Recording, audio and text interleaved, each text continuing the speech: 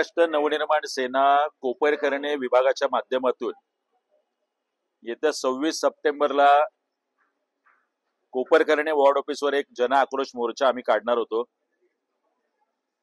मात्र तो मोर्चा नवी मुंबईतल्या कोणाच्या तरी जास्तच जिवारी लागल्याचं वाटतंय आणि त्याचाच राग मनात धरून या समाजकंटकांकडून काल महाराष्ट्र नवनिर्माण सेनेचा मोर्चाचा लावलेला जो बॅनर आहे ते फाडण्याचं कृत्य झालं। आज मोठ्या प्रमाणात नवी मुंबईतल्या महाराष्ट्र सैनिकांनी जमून रबाळे पोलीस स्टेशनचे वरिष्ठ पोलीस निरीक्षक यांना आम्ही निवेदन दिलंय आणि त्यांच्याकडे ठोस मागणी केली की या हरामखोराला तात्काळ ताब्यात घ्या, अन्यथा जर पुढच्या काही दिवसात कायदा सुव्यवस्थेचा प्रश्न महाराष्ट्र सैनिकांकडून निर्माण झाला तर त्याला पोलीस प्रशासन आणि इथली यंत्रणा जबाबदार असेल।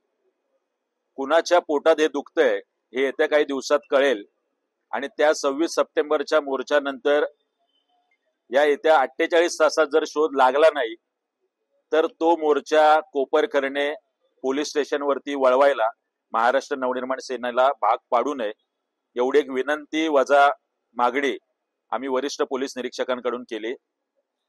आणि मला या माध्यमातून बॅनर फाडणारे जे आहेत त्यांना हे सांगायचंय की आमच्या नादाला लागू नका, चुकून जर आम्हाला भेटलात तर बॅनर सारखे महाराष्ट्र सैनिक तुम्हाला फाडल्याशिवाय राहणार नाही।